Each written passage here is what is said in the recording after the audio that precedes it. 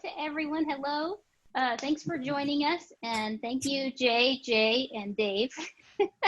And we're here to talk about inventions and hands-free inventions, especially because of COVID-19 and just kind of figuring stuff out.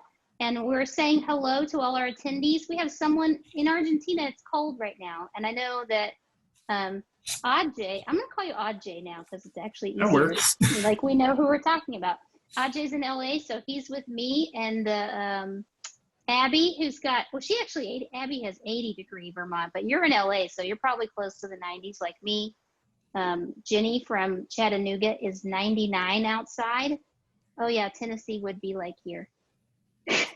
Shout out to Costa Rica. Shout out to Philly.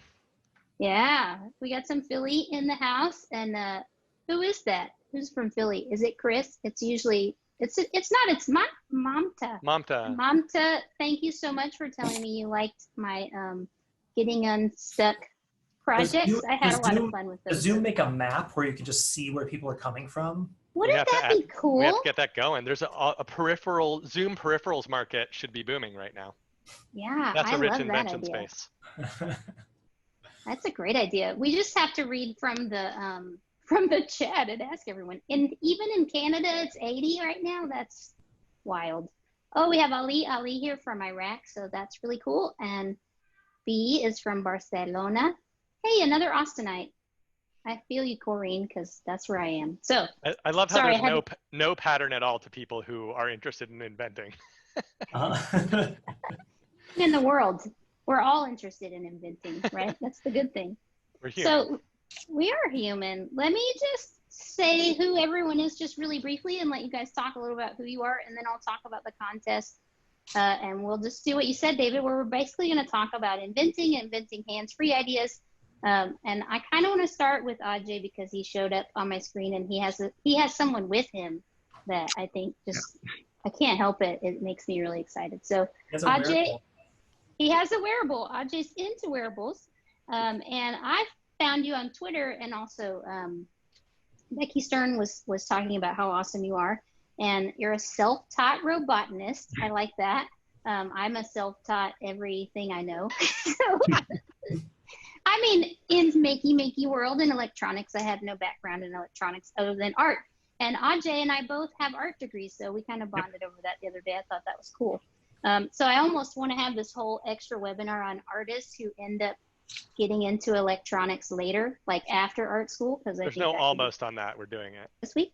We were talking about hands-free ideas with your robot. Can you, and I forgot to have you introduce your robot. So I think Ajay should introduce himself too and tell a little about all that stuff. Yeah. Well, hi, I'm Jay. I'm a self-taught maker, went to art school, have an illustration degree. Not so proud of that part. And this is my robot, Dexter.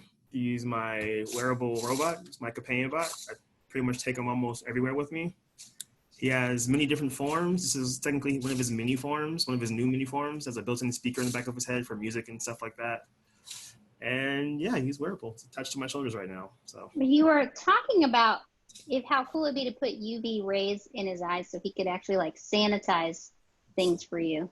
Yeah, I'm still working on that idea. The main problem is UV rays actually have a lot of damaging to humans apparently. And I'm like, it seems to be very bad to put close to my face. So unless I really want a really good Dr. Evil story for like, you know, if I decide to go evil villain later in life, I can be like, oh, I put UV rays straight to my face and then, you know, died. So yeah. Hey, so in the chat, some of the people are saying they really love Dexter, but they also are excited that you self-taught yourself robotics. And I also noticed like recently you've been trying to make your own materials. Yeah. Right? One thing I've realized that happens a lot, especially with him, is when I take him places, he breaks. So instead of waiting very long hours for another 3D printed part, like I actually have a little like kit I bring with me with like extra parts in it, like little extra hands and stuff. So if something breaks, I can easily replace it. So I've been making molds recently. That way I can just kind of mold things a lot faster, and molds are a little bit more sturdier. So I'm hoping that helps that problem because I get really tired of having to reprint certain parts over and over again after they break. That's a nice point about demo culture. If you want to be an inventor, you kind of need to know how to show early inventions, but early inventions don't always work. And so demo culture has a lot of tricks to it to make things work when they barely are working, which is important if you want to really like upstart something out of nowhere. So Yeah. having extra parts, having backup plans, having alternatives. We don't want to do an Elon Musk with a cyber car. We don't want to accidentally tell everybody that it's super strong and bulletproof and then break it with no ball in the next second. You don't think that was intentional? I think that was a stunt. It just depends how That's a deep good it is, media right? stunt. I'm not going to judge. One step above us, right? Make the demo go wrong on purpose. David is here from EPAM, and I love that you are a futurist, and that's your job, and I kind of want you to talk about it. Yeah, so I have worked on a bunch of different consumer products, and some of them, let's see, I have some on shelves over here. Let me just go get them a second. Oh, I love when people run and get things. One of the first product companies I invented was called Ambient Devices, and it made an orb that changed colors based on what you cared about. So if you were like interested in weather or wind speed or when the next bus was coming, you can hook up anything to the color and then it would just show that to you and you would tune into that information.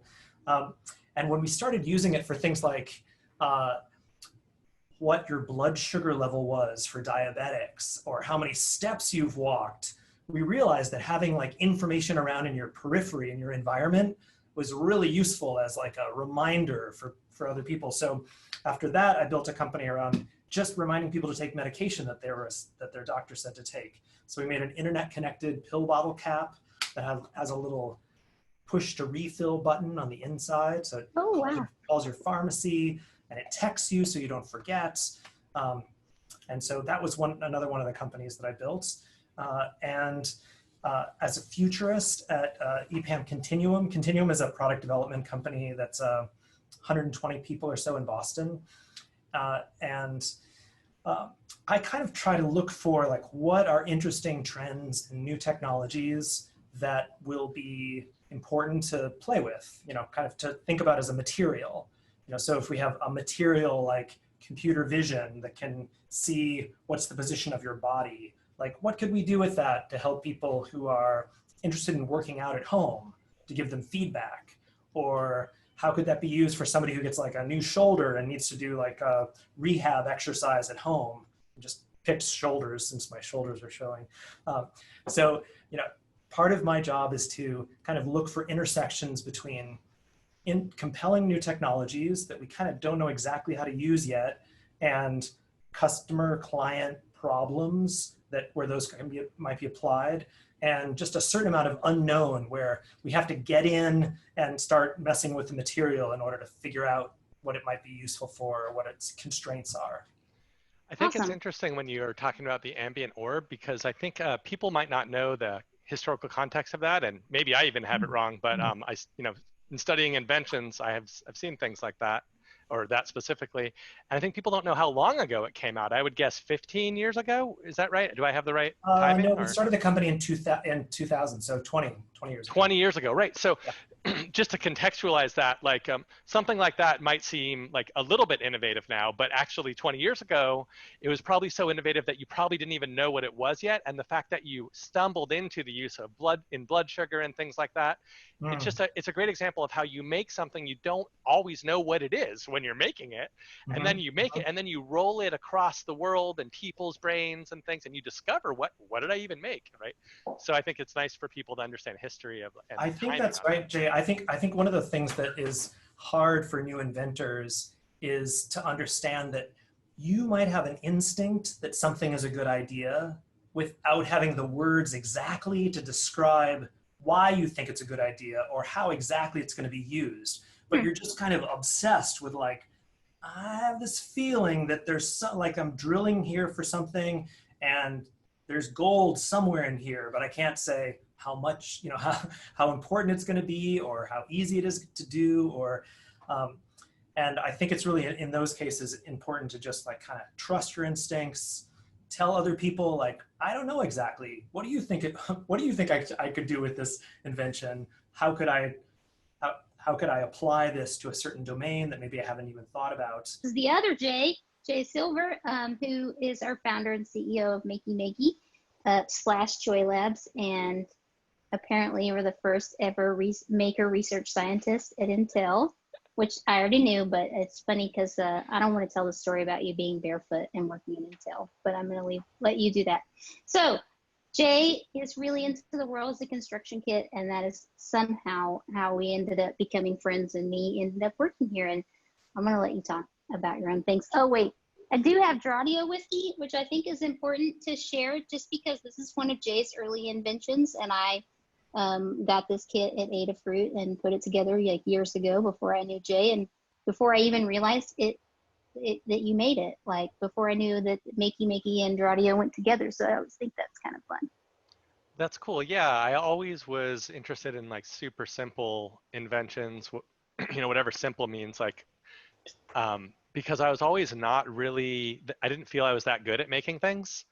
And so also like I wasn't that skilled with whatever screwdrivers or machine parts or really even code or anything. I didn't write, I wrote some batch codes like in high school, but really it wasn't until college that I wrote code.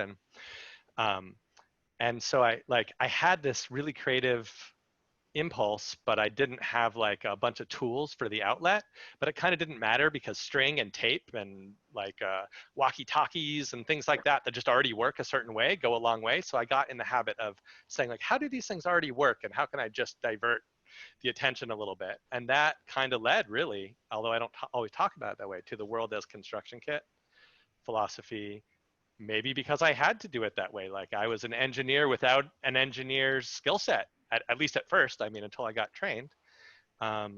So yeah, like Colleen said, like I founded Makey Makey and Joylabz, and we're, you know, inventing all kinds of stuff. And more important than that, I think, is that we're meta inventors at Joylabz. So we like to invent things that help people invent things, because we really think everyone in the world is an inventor, from the first humans making shelter out of leaves and medicine from plants, and in some ways more advanced than we are now doing some of those things, all the way to now where there seems to be this like, it's like, oh, there's a big step to start inventing because technology moved forward. And we want to just remove that feeling and also the practicality of that gap, because we think people are just wildly creative, and it's only a mistake that if we think we're not, because we think, I think we all are. That is a great segue to, can everyone see this now? to this contest for Instructables. Can y'all see it? Yes? No? No one's responding. So, oh, okay, yes, thank you. Sorry. It's I can't see chat anymore now that I have a I responded by up. singing a song. Oh, okay. So this Can't Touch This family contest really is inspired by David and Jay and our other Jay and Cloud from Instructables, and it's really about families getting together and promoting this culture of invention at home and empowering kids, as many kids as possible, to make contactless solutions and promote safer interactions with people. And I think that's just like such a cool idea, to think about kids being the ones to come up with ideas to make our world more like, how are we going to live this new normal? And, you know, we've all seen in the last month or so, a lot of people are just going about life as normal, but we really need to do some changes, right? We really need to do some things to come up with hands-free ideas. So I just have a few Makey Makey ideas, just because that's who we are, right? And I love this. This was very recently, we had an online beta class for teachers, and this teacher made a hands-free 20-second song on Scratch. So basically, if that picture on the left, you can see she has earth is connected to the water faucet, so that when the water goes over the alligator clip and touches the strip of HVAC tape in the sink, that will tell Scratch to start the song that lasts 20 seconds.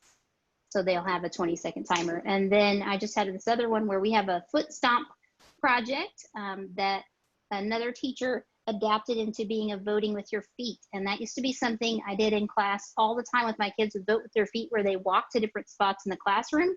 But I like this idea of voting with your feet, where you walk and you actually step on something, you know, someday when we're in person again. And another idea that I'm going to put out there for like y'all to riff on in a little bit, which I think Jay Silver will probably go off on, is Rube Goldberg and chain reactions. A lot of times those are seen as silly or useless inventions, but I think sometimes those can be really fun ideas, how a chain reaction can cause something. So maybe somewhere someone is starting something with a hand, maybe not. In this video on the left, I'm not going to play it, but I actually have a Makey Makey connection that sets off a vibration motor on a clothespin that makes the marble go. There's little things like that that I think kids could come up with that would be super amazing ideas for inventing hands. Colleen, do people have access to these videos if they want to watch them? Yeah, I think we should talk a little bit about new interactions with people and objects, and kind of what you said right in the beginning, David, about did you say what does contact mean? Like you had some David, really you had a great framing questions. for that. Do you want to start off the conversation? Sure. So I think it's like, it would be interesting just to kind of brainstorm as a group, and maybe I can ask that people just put it in the chats. What do we touch? And let's just go with the built environment first. So rather than your house, let's think about like, what do you touch that other people who are strangers also touch in the built environment? So why doesn't everybody like think of one or two things and just put it in the chat right now? I'm gonna do this too. Like ideas People for are house. blowing it up. Elevator buttons, doorknobs, library books, pin pads, Library books. the floor, walk signs at intersections, stair railings, refrigerator, toys, railings, shopping cart handle, food bags, keyboards, trigger for the hand sanitizer. Oh, the trigger for the hand sanitizer. Is that okay? Is that okay? I don't know. That's a meta one. You were touching it in order to get cleaner. I don't want to touch this. I think it's okay. Sink tap. Yeah, the sink tap, like how the hands turning on your water. Right, stuff at stores, trash can lids, mailboxes. I see. Mailbox is good, and grocery cart. You know, we have some solutions to the grocery cart stuff, but whew. There's elevator stuff, at least in my work elevator, they have these special coatings on it as opposed to self-clean itself. So Didn't you tell me this, Jay Silver, that brass doorknobs and old copper doorknobs used to actually repel germs, like that more so than current materials? Or yeah, more copper than brass, and really anything that, you know, the pattern seems to be things that conduct electricity have a certain effect, but this, you know, the studies are still going on, but yeah, things live less long on copper than they do on stainless steel, and also organic surfaces in general things seem to live less long than on polished flat metal surfaces, unless they happen to be highly conductive ones, or unless they happen to be copper, silver. Those both seem to be very interesting, and ancient cultures held these things in high regards with respect to being healthy, and we don't know exactly why, but it could have been in part due to that. You know, there's a lot of question marks around all this stuff.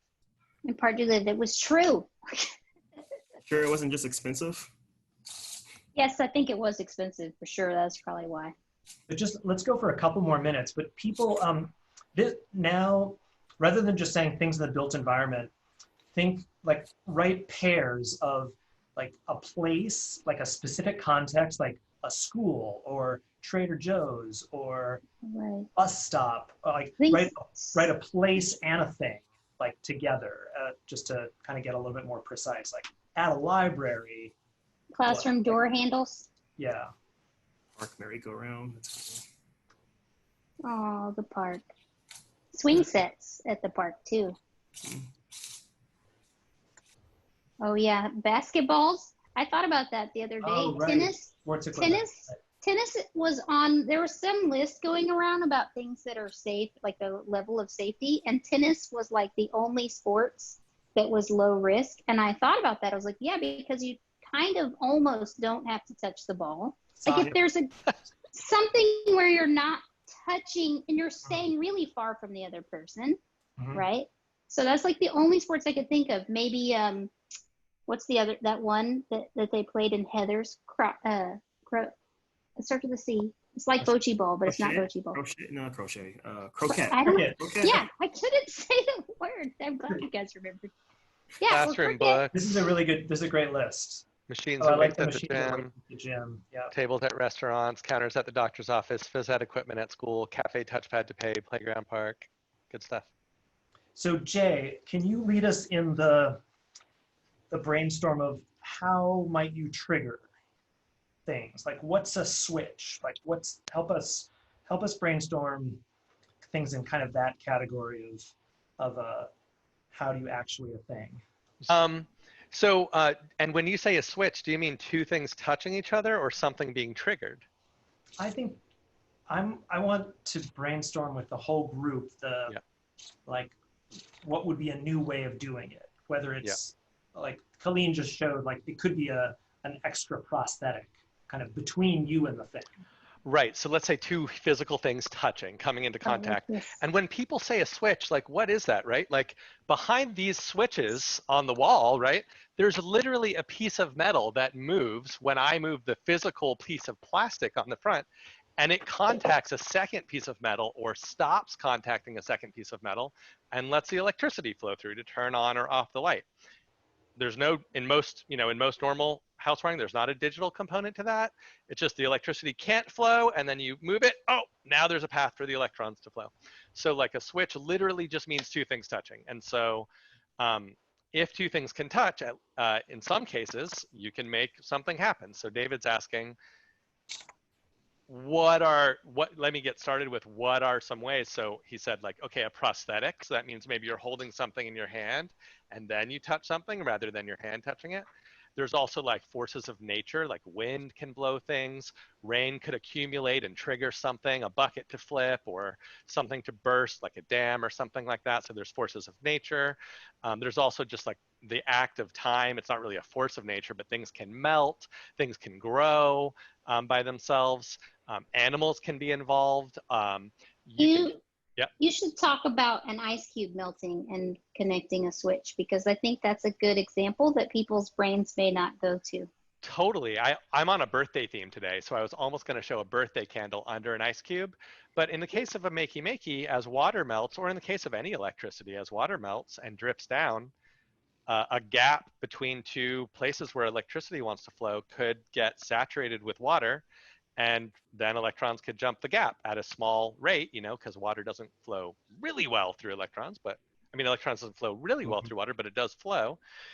So how do you slowly put, so there's also over time, right? How can things act not over 1 second, right? Like when you push something with a stick, it might happen a second later, but things can also act over days or hours or minutes, in some case years. There's some, art projects where something won't happen for 1 million years, but will the house even be there 1 million years from now? So there's all these ways of acting slowly, quickly, depending on animals, depending on natural processes, and depending on randomness or waiting for somebody to walk up and do something without telling them. That's just a small start. Is that too much? I guess I would love I would love for all of us to reflect on, like, how do you decide to use different contactless approaches? Like one might be presence triggers something, or sound triggers something, or a prosthetic touch triggers something, or your foot triggers something. Like, how would you make a decision as to which would be a good one for that? Like, let's say it's a public bath. Let's say it's a bathroom and you're trying to make the water flow. Voice command. Right. So why do you like voice versus a foot switch, for example? Because people's shoes and people who don't wear shoes might show up. And I'm just thinking, with a voice command, you have so much less touching that you don't have to worry about the sink itself. And I'm trying to think of ways of just, like I said, just no touching at all. So I'm also, they have the automatic water triggers, and I feel like I read some research that's actually not that healthy. Am I making this up, or they always get clogged, or what? The sensors in those are they're working and they're really good, but I remember reading originally they didn't really sense dark hands very well, so you would have to go that a long time just for them to see your hands. Wow, that sucks. So those aren't my favorite tools of the trade. It makes sense. That and facial recognition would be based on a certain face type too. That I think I've read that as well. In weird, like, it's still having problems. Yep. Yeah. I think one of the hard things about voice is you have to cue it. Like you have to show people that they can say something and that they should say something and what to say. I think that's Or kind of what about clapping hands, Anna suggests? Oh yeah, I like That's that. a nice suggestion. Yeah. And I can imagine a future context as society shifts, like you know that you have to push stuff to make it happen. You know it because it's in your DNA, but you also know it because that's kind of the dominant mode. But I can imagine a future of can't touch this that I hope we don't get into, or just a future of like Amazon and Alexa dominating the world or whatever, you know, but that mode of interacting, where you walk up and you know you're supposed to say something, but what do you say? Like, what would that work? Maybe the world would shift, the norm would shift. That actually made me, that whole thing made me think, what if each thing had a sound and we all just knew them? Like I know to turn the lights on, I clap my hands, and to turn the water on, I snap my fingers, or a certain sound effect that, I don't know. I'm just getting a little crazy there on my, I got excited. It's like how to talk to, sorry. Well, so go ahead, Jay. Because I'm still working with voice recognition myself with another robot dragon I'm building. But that's one of the things that I've been talking about and we've been working with is the fact that depending on just saying a word, like our phrase, you can just make a sound. And it's a lot easier to try to figure out what that sound is and then to teach the machine to recognize that one sound compared to a word or a phrase, because then you need that word or phrase to be said multiple times in different languages as well for the machine to actually understand it. Yeah, we actually talked a little bit about this similar thing with Eric Rosenbaum at Scratch last webinar, because we were talking about voice recognition and doing things like that. And he's like, it's really hard because people say words differently. Like the way I say bag is not the way you would say it because I have this terrible Midwestern accent. So I like your Midwestern for water is good, Corrine suggests. I actually really love the idea of sound effects. So let's make this happen. And we can think of going into the bathroom and everybody's like, shh, you don't have to touch. None of us said toilet handle. I did. Oh, you did. So if you have to say shh to make the water run, what do you have to say to flush the toilet? That's really hard. So maybe shh is for flushing the toilet. And I don't know. Then what's for water run? I still think you should snap or hand. Oh, whoosh. And a lot of people are pointing out like differences in differently abled people and people who just have different body types or bodies or skin colors that often historically things didn't work. There's a lot of comments like that, which as technologists, like maybe we don't have to make that mistake again now. Hey, but this is where we bring the families in for the kids part, right? So how do we get kids to recognize this right now? Because we know that now as a historical perspective, but now we can tell kids that right away and have them help us come up with solutions. Because a kid would probably come up with some really cool solutions and then give them empowerment. Because right now they're stuck at home too, right? And they're feeling really unempowered. And I think that would be a great way to, so I guess I'm throwing in, I know we're still doing these things, but as we talk, to throw tips in for getting parents to let their kids get involved and ideas like what kind of stuff are you sharing with them? I mean, isn't it kind of like I'm just thinking out loud here, but wouldn't it be something like when you potty train a kid? Because I know when we're potty training my nephews, they got potty trained a Baby Shark. Like I heard that song so many times.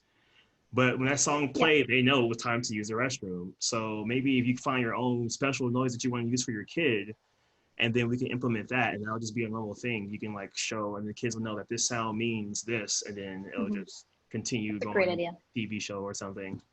You know that baby sign language works too.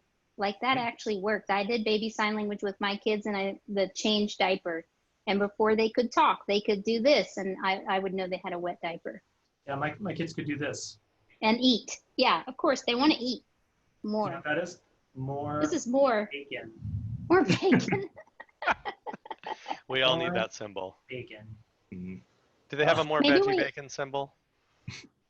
Hey, so for the process of prototyping, what tips do you inventors have for like how to get going, what to pick, how to work on it?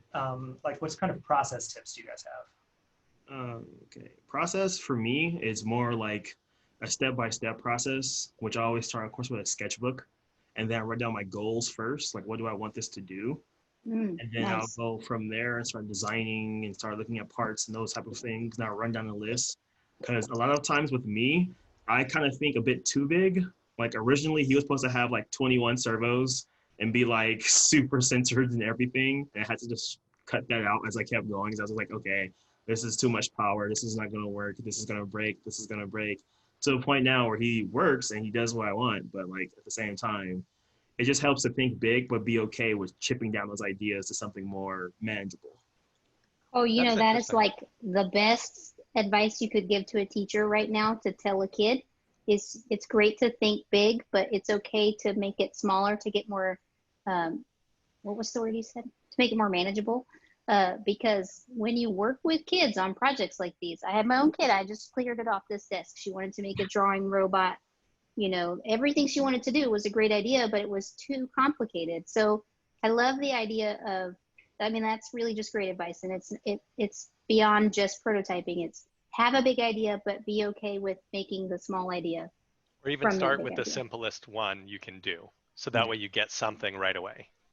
Because there's actually, once you do get something in your hands, you have a conversation you can have with the material itself, and you start thinking with it. You start interrogating the material by trying stuff. What does it do this? What, now that we have it, can I show it to a friend? What do they say? And it becomes to life. So you want your first working prototype in the minimum possible time. And that might be like a sketch, like Jay said, like a sketch. Right away, you've got something. You can talk about that. You can think about it. You can cut it into pieces and start moving it around. And so from there, cardboard, from there, you know, like whatever your medium is, but the first thing you can do, because then it starts to come to life. Yeah, I'm sure you have heard the term, but I'm a big fan of physical Wizard of Oz prototyping, which is you have some physical, you have some component of what it's going to look like, or the size of it, or the way it's going to move, and then you just you Wizard of Oz it. So you get somebody behind the scenes in order to make the change or connect the wires or something, and then they're faking kind of how it's going to work. But you learn a lot about your assumptions about, oh, it's too big, or it's too small, or it's too loud, or it's not bright enough, or what, all of those things that you can then build into the one that actually works. Yeah. I think that Anna in the chat said she likes to research first and look at what other people are doing so she can build on what other people have done. I think that's a great idea. And I even noticed today, Sophie Wong, who's like an amazing wearables person, you know, putting out a tweet asking the community for assistance. Like, here's something I'm trying to do, but I'm trying to do it with kids. What's a good way to do it? Because sometimes the way we might do something as an adult is very different than what a kid would like to do or be able to do. I've realized that recently, where like when it comes to designing robots now, I'm like, okay, how am I going to design this? And I can come up with ideas super quick. And then I have friends who are like, oh my God, you can do this. And I'm like, it doesn't feel like it's that hard to me anymore. Yeah, it gets, I think that's actually why Instructables is really cool, because there are times when it's so obvious to you what you're doing, but it's not obvious to someone else. It's that Wizard of Oz moment Dave's talking about. Especially that's what happens with Makey Makey. People usually are like, how are you doing that? So I think, you know, documenting your process on Instructables and then sharing it with the community is like a great way to spread that idea of invention around too. So we've got researching things, sketching things, polling the world for things. And today when I had to do a demo, I started somewhere that was really divergent. So sometimes you can start really divergently and say, well, I need a test bed. Like I need a place just to try. I don't even know what I'm going to make. So I made this test bed, which is really just one piece of aluminum foil. And I think I kind of got this style from Colleen, but taking one piece and cutting it. And so that way I didn't have to cut another piece to match the pattern. I just cut one piece and then separated a little. So I made a couple of these because this is really easy to bridge. Like if you attach an alligator clip to both and you bridge across them, you can close the circuit. And then I just started, once I had this, I'm like, all right, what can I throw at this? What can I, and it started to be this like, well, literally throw? Both, yeah. And so once I had this in my hand, I'm like, okay, now this is almost a place where I can try stuff out. What if I do this? What if I do that? And I'll show you some of the stuff I tried in a demo when the time comes. But the point that I'm making really is about like starting without knowing where you're heading, but just getting a soup going, you know, like, have you ever cooked a soup and not knowing all the ingredients you were going to put, but you knew you had to boil some water and then someone comes over? That's the story of stone soup or whatever. But so there's this beauty to not always knowing the end point too. That's true. I'd love to share my screen and show you kind of right when a couple of months ago when we were thinking about like how could we do something in the office that would encourage people to wash their hands more. We did a couple of really fast prototypes of that. Can I show it? Can I show people? Yeah, that? I fixed it. I think you weren't allowed to, but now you are. I fixed that. That would have been great. me and just not having a thing done. Here's my messy screen. So we started off, yeah, the typography is weird.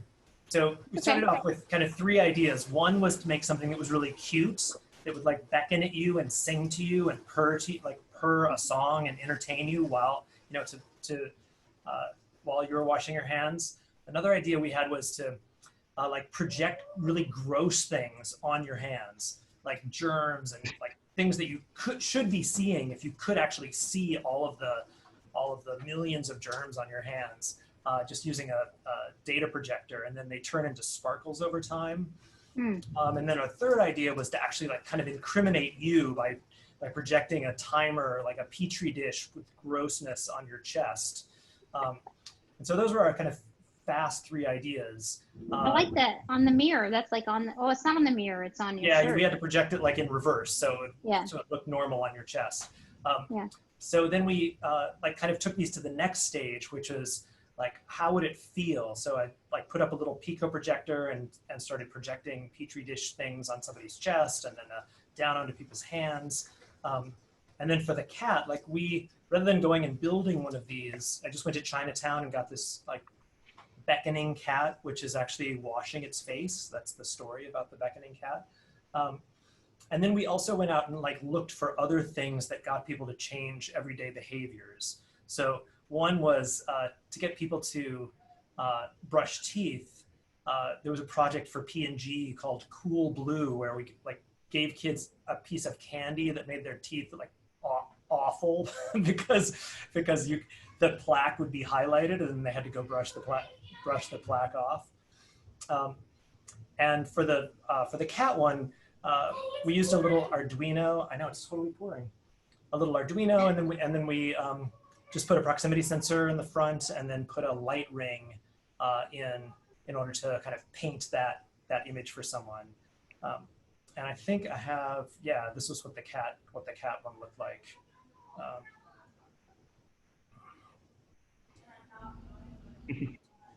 Oh, that's my kid talking about with light and music. That's not it. Anyway, so you get the idea that like we had multiple ideas. We didn't spend a lot of time and kind of become wedded to any one idea, but we just like tried to push them into sketching and push them into what they might feel like quickly. And then we took the cat one further because I kind of felt the best about that, because it could just be like a standalone object. And then we took it to a conference, which actually in Boston was TEDMed, was in town that day. And so I just put it in the bathroom without asking anybody, and as a kind of a hack of a prototype. And then all of these like people that research viruses walked in, and I got to ask them about like, well, why don't people wash their hands more, and what do they not realize that their hands aren't getting clean if they don't wash them enough? And you know, it's kind of a great way to engage a bunch of people in that question while showing them, you know, a kind of barely working prototype. Nice. Yeah. I've seen a lot on social of people like sharing videos of projecting, you know, your droplets with a mask or without a mask, but you don't. And we did in the beginning see lots of people put paint on their hands and then wash their hands. But I feel like there's so many solutions we need to have for like kids having a play date. How can kids have a play date? How can they play with a ball, a shared ball, and not touch it? Like these are the things that I think we need to be inventing right now. You know, like, so I don't know. Right, maybe it's a game you play with gloves, or you get a game you play with other parts of your body or something. Oh yeah, you could play a game with other parts of your body, or you could wear gloves. And that's the thing, because we live in Texas right here where I am, and it's like everyone's like, we'll have a backyard play date. I'm like, it's 100 outside. Unless we're in a swimming pool, we can't do that. And so, you know, what can we do for our kids to have that social interaction? I mean, maybe this is just a rhetorical question, but these are the things we need to see inventions around, like not just everyday stuff like turning on light switches, and washing our hands, but how can we also still interact in a fun way with each other? And I think maybe we should let Jay do the demo that he brought, because he brought something to show, and I have a feeling it might connect with something that we're talking about. Are you ready, Silver? We can't hear you now if you. Muted. Yeah, you're muted because you changed your camera. I can unmute you. Boop, boop, boop. You did it. Test. You're alive. Right on. Okay, sure. Yeah, so I can show a couple of things. Like I said, I set up a quick test platform where if I hook up Makey Makey right here and right here, so it's basically just 2 pieces of foil, although spread across a long space. And when you bridge the gap, it presses whatever button you have it hooked up to. In this case, as you can see, I have the space bar hooked up to Earth through one side of the foil and the other side of the foil right there. And then I made a little Scratch project the other day that has, can you hear that alarm? I don't know if you can hear that. But, Yeah. And then if I bridge the gap, then it closes the alarm. So now I have this test bed where if I can see, how can I close the alarm, right? Mm. And so I had all these party things, and I was looking around the kitchen and stuff, and so I started messing with party stuff. And this one, Yeah. I taped some aluminum foil to the end of it. I was just getting started. So it's kind of the prosthetic that we mentioned earlier, like we mentioned, like, oh, the prosthetic approach. So this actually doesn't work that good. Yeah. Yeah. But it's a fun idea. Got it for a second there. It stopped for a second. And so then the next thing I was messing with was some silly string, some party silly string. And I haven't tried this yet. So this is actually a live experiment. I assume it would be conductive. What do you guys think? I feel like it would be. It dries out after a while. It has to have water in it. Does it have to? Yeah, I don't know. What does that mean? It has to? Maybe it does mean that. I have no idea. But if slime is conductive, it might be. Let's see. All right, here we go. Put the alarm big. Okay.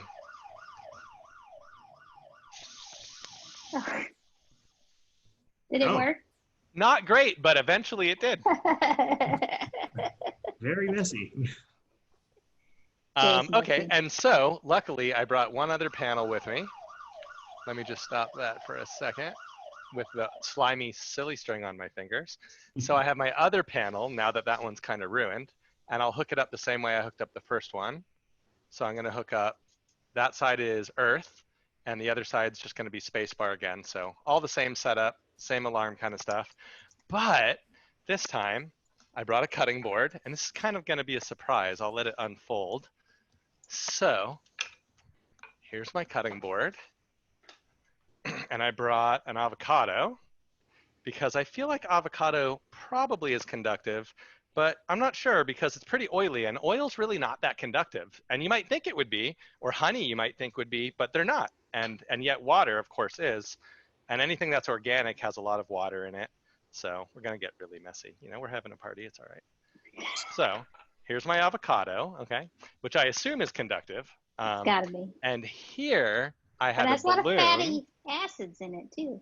Oh, yeah, are you gonna rub the balloon on the avocado? What are you So gonna I have do? this balloon, and what I did was I put honey in it, and I saw this trick in a chain reaction machine from Arthur Ganson and Jeff Lieberman, where they put honey in a balloon and then it rolls extremely slowly. And I was just so excited about that I'd always wanted to do it. So I'm gonna eat most of the avocado in a minute, but this part. Okay, like so my plan is to have a switch, and we can go on with the thing once I get this rolling, because I don't know how long it'll take, but my plan is to like get this nice and messed up, right? So nice and avocado-y. I really don't know if it'll work, but, I already put honey in the balloon. So I just dropped some honey in the balloon and then blew it up after. So there's only as much honey as I could fit in the non-blown up balloon, because I'm like, once you blow it up, how do you get the honey in there? I don't know. So, and now I just want to lift this cutting board just the tiniest bit. I wonder how much it needs to start rolling. I'm not really sure. So now I lifted it just a little. Is it rolling? I think it's rolling very slowly, but it's stickier with the avocado. What do you think? It is moving. Oh, it's moving. Great. Okay, it's moving. So that's kind of a timed thing. So I think it might add some drama if we go to the next topic. and let it slowly go towards the switch. And I really don't know if it'll work, but that was my last one. This is like the time that you had that idea about a sponge drying out. And I spent like a week trying to see if I could hook a Makey Makey up and leave it outside in Texas. It was last summer I tried to do it.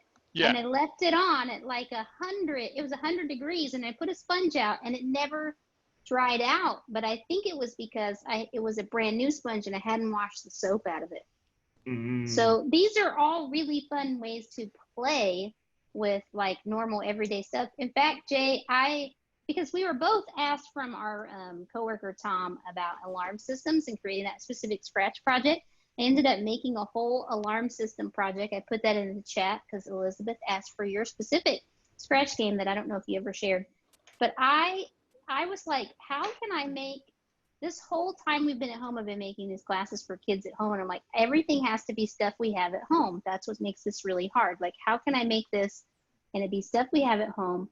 And I took a coat hanger, which has a coating on it, so I had to scratch that off and just put a coat hanger above her door so we could have a doorbell or an alarm system for her room, and a piece of HVAC tape, and it worked great.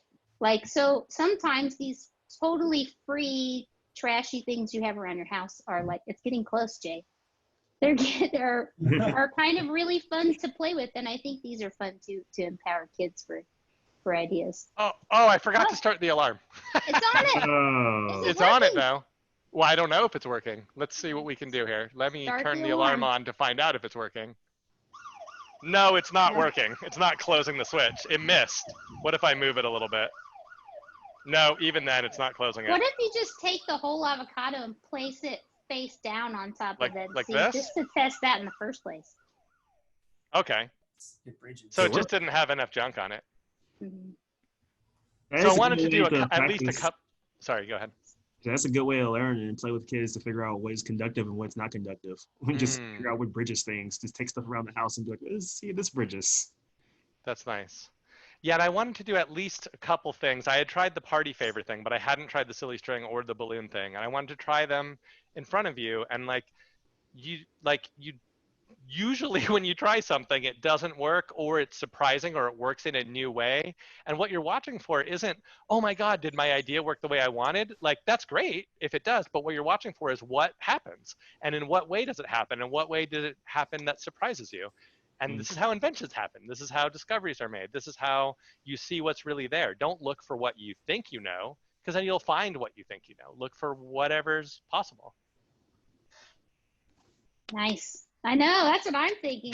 We're gonna have to end on that one, Jay. It's actually been almost an hour. I should have saved that line till the end. I forgot. But I think you did just save that line for the end. Yeah. So I can't wait to see what you all come up with, and right.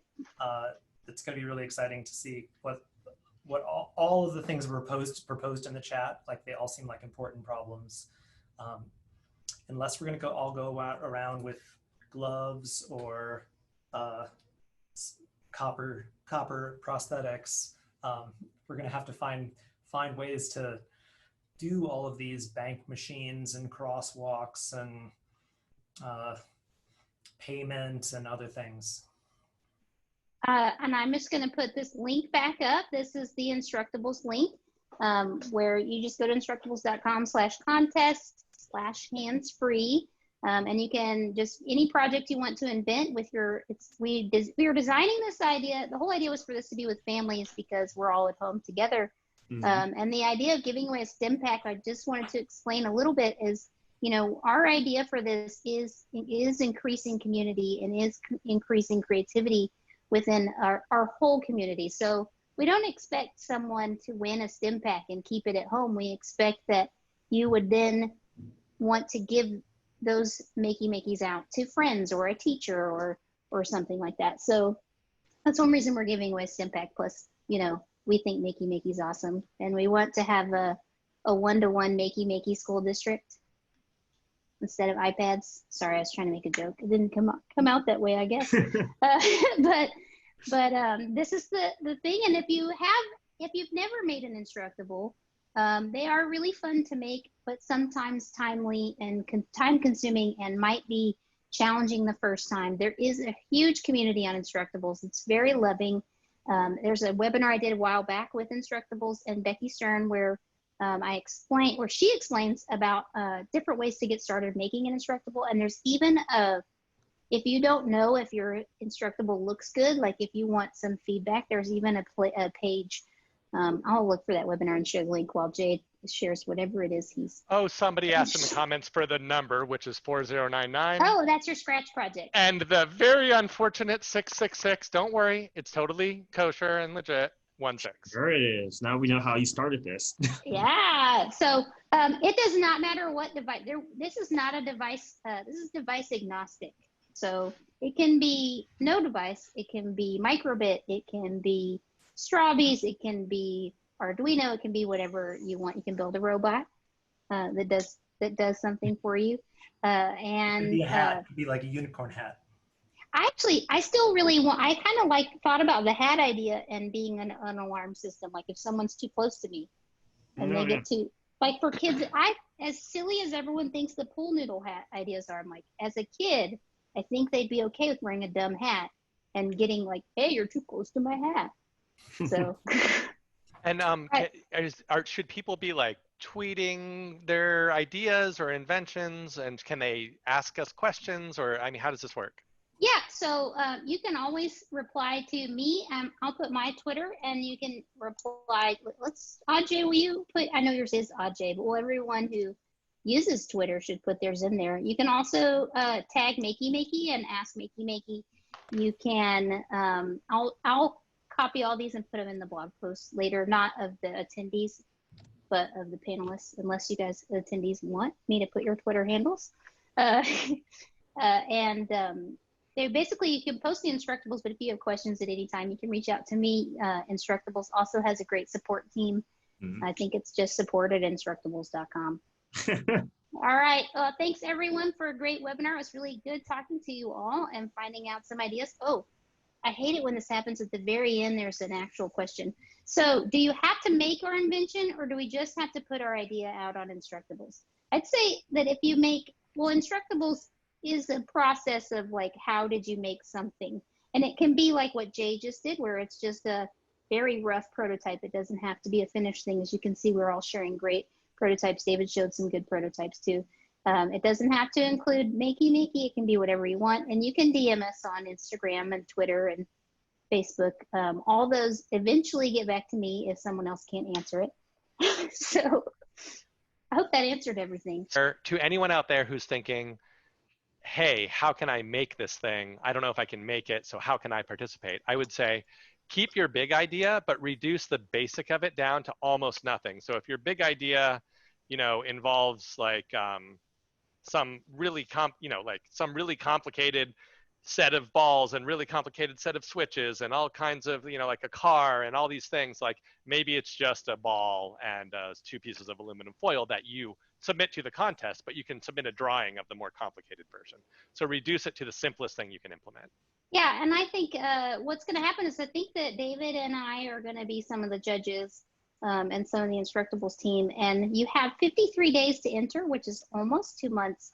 And it doesn't have to be a total finalized thing. In fact, this one thing that's already here is a 7th grader entered it, and it looks like a great prototype of an idea. So it doesn't have to be like a finished, beautiful, magical thing. And if you've never been to Instructables, maybe just go to the homepage and just look at some of the things and then kind of browse. And we even have our own Makey Makey Instructables, which I probably should have said at some point.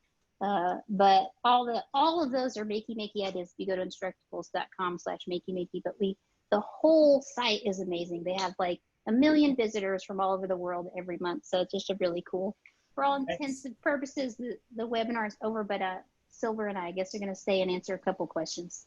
Great. Thanks, everybody. Bye. Bye. All right. Bye. Bye. See you later. Just because I really quickly needed something. So it's just a butter knife, and I was like looking around the kitchen. And so like one really amazing thing for inventing things is like saying, what property do I need? Reflectance? Okay. Do I have reflectance? Oh, my wife doesn't put on makeup. There's no compact. how do I get reflectance that I can just grab, you know? So like, Mm-hmm. but I'm looking for a property. What is it? Reflectance. It's emits light. It's warm. It's something round. You know, Mm-hmm. it's small, big. That's like a huge part of rapid prototyping.